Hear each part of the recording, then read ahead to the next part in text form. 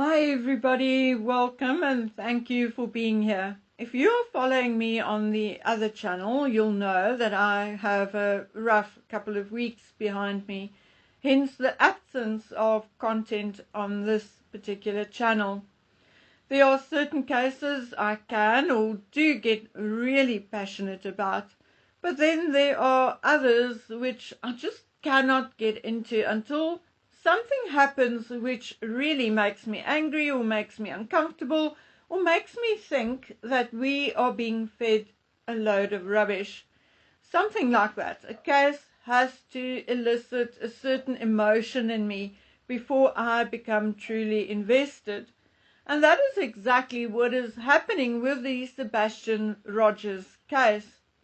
Now, I'll be honest, the reason why I wasn't so fully invested was because right from the beginning I found it hard to believe that Sebastian just walked out the door without a jacket, without shoes, just walked out and disappeared. And it appeared to me as if everyone else actually believed it or worked very hard to make us believe that. So, yeah, it was a bit of a pain in the backside and I got a bit irritable and I decided to just leave it alone, okay? One of the reasons I felt that way was because I have a fair idea about autism. Although the case I am personally familiar with is more severe than that of Sebastian, the boy is basically non-verbal and very sensitive to touch, etc., etc. However, I personally have a form of OCD and ADD. So yes, I am the kind of person who, for instance, goes back into the house 2 or 3 times before I actually get into the car and drive off. Did I close the tap? Did I switch the lights or the stove off? Maybe I should take a coat. Wait, let me go get a handful of mints. Only once I've checked my handbag for my driving and reading glasses. I must have both, you see. My purse and my phone. I checked it at least twice. Will I drive off? Neither myself nor my grandson walk barefoot. He's even worse than me. I may do a few meters inside my home, but he won't walk from one room to the next without something on his feet. And for me, that part is significant. And I think I can say with relative certainty that Sebastian would not have gone outside in the dark without shoes. I also do not believe the theory that Sebastian hid a pair of shoes from his mother. I looked at the inside of the house and it is very neat. And there's no way Katie, in my opinion, would not have found a pair of shoes removed from the trash. If, however, Sebastian did hide a pair of shoes, it would also indicate pre-planning or planning of sorts and intent. Now the question would be, would Sebastian have planned on running away? Highly, highly, highly, highly unlikely. I cannot stress this enough. Highly unlikely. And why? Because of his condition. That's why. Sebastian's condition places him in the category of teens who are more prone to impulsivity. Children with autism can have sensory sensitivities, which we knew Sebastian had. When these sensitivities are triggered, it can lead to impulsive behaviors. We have been told that Sebastian would run off and hide once he was found hiding under someone's car. That shows you when he's upset, he acts impulsively. Those kids may even have issues with impulse control. And although no one said this outright, I heard Sebastian speak in a video, and I'm damn near sure he has issues with impulse control. Children with autism have social and communication deficits, so it may be harder for them to follow social norms and rules. So no, I do not think Sebastian planned on running away. I do not think Sebastian hid a pair of shoes like a week or two prior with the idea of running away.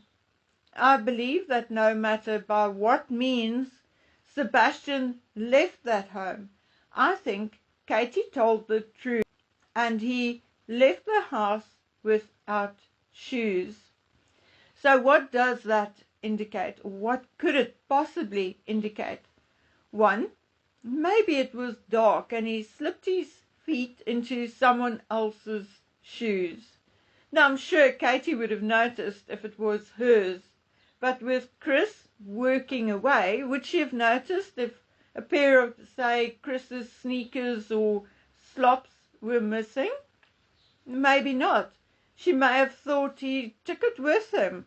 Maybe that is why it appears that the tracking of Sebastian appears to have a false positive outcome. Because maybe the scent was mixed. Maybe Sebastian wore those shoes before, or maybe he wore it that evening.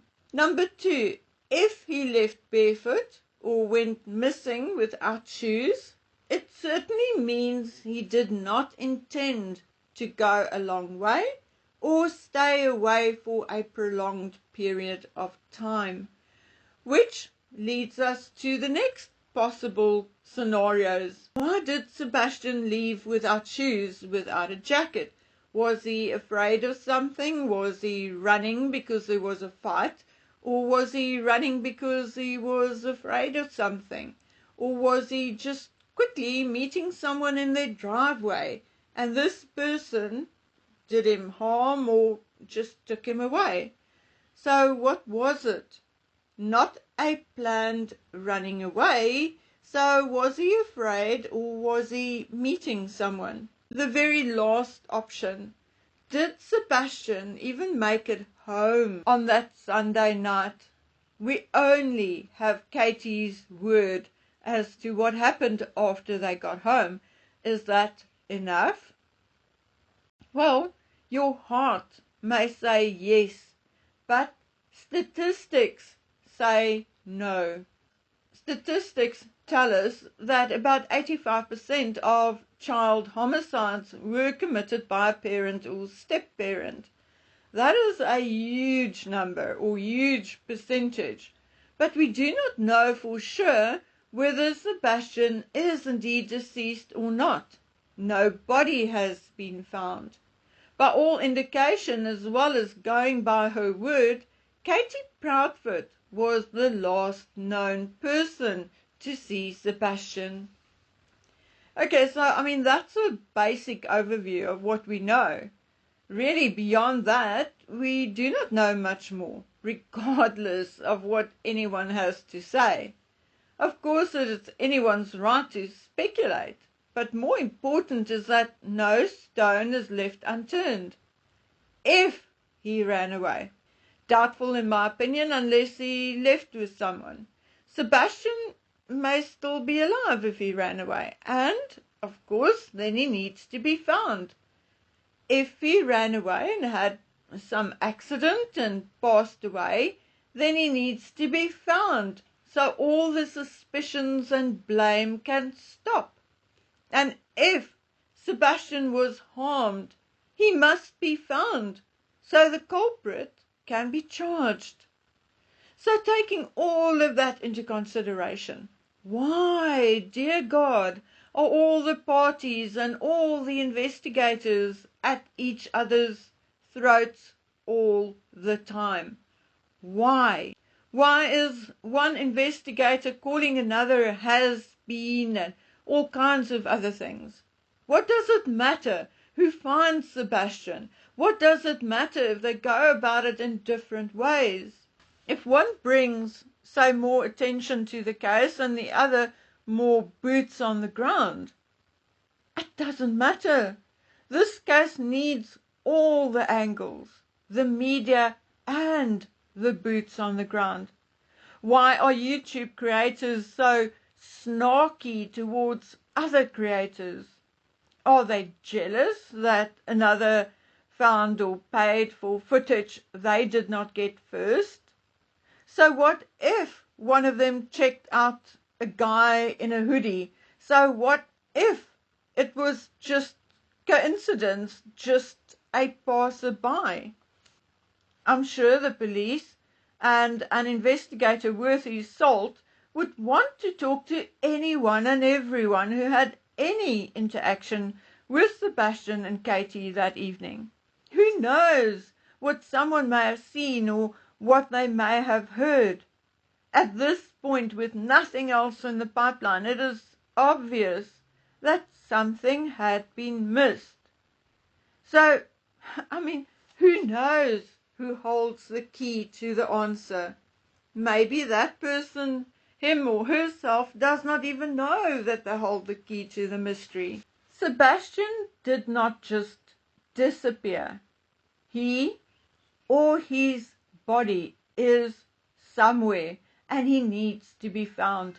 And YouTube creators and private investigators should go about their business and hush. Stop fighting amongst each other or stop being snarky about each other. If you do not have anything constructive to say, then shut up. This is about a missing child. So many people, including his father, wants to know where he is. Snarkiness and jealousy has no place in this matter. All that matters is to find Sebastian Wayne Drake Rogers. Okay, ladies and gentlemen, I'll be back in a day or two with some new material and another baffling case. So until then, stay safe and take care. Bye.